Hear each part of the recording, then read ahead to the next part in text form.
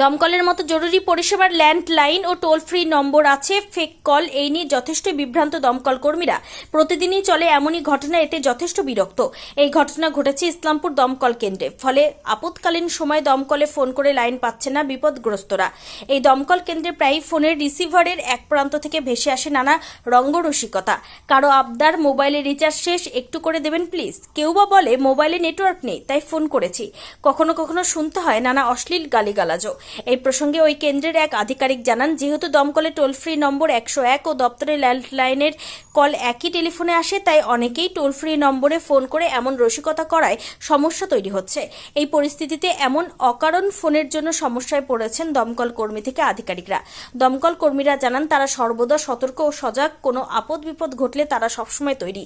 তবে তারা এও বলছেন, অকারণে ফোন করলে তাদের যথেষ্টই কর্মে ব্যাঘাত ঘটছে। তবে সাধারণ মানুষ বলছেন যাতে দমকল কর্মীদের অযথা ফেক কল করে বিরক্ত না করার আবেদন জানান। ব্যাপারটা আমি শুনছি প্রায় সে ঘটনা এটা, যে ফায়ার ব্রিগেডে ফোন করলে বিজি দেখায়। বিজি দেখার কারণ হচ্ছে অনেকে অবাঞ্ছিত কল ঢুকে পড়ছে। এখন প্রায় সে লোকের হাতে মোবাইল, বাচ্চাদের হাতে মোবাইল দিয়ে দিচ্ছে, প্রায় সে কল ফায়ার ব্রিগেডে লাগিয়ে দিচ্ছে।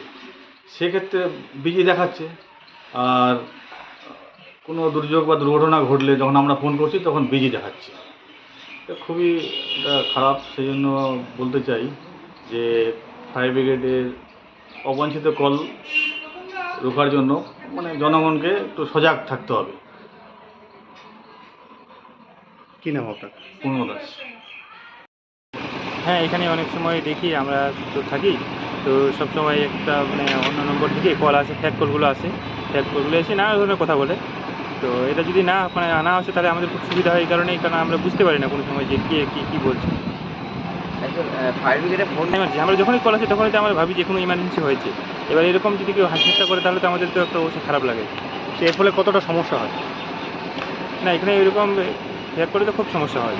ফ্যাক করে বলতে, যখন আমরা ডিউটিতে থাকি তখন যদি আমরা হয়তো থাকি, অ্যাক্টিভ থাকি, কেউ ফ্যাক করলে হয়তো করলো কী করলো, তখন আমাদের খারাপ লাগে যে না, একটা ইমার্জেন্সি সার্ভিসে এরকম কল আসে বারবার।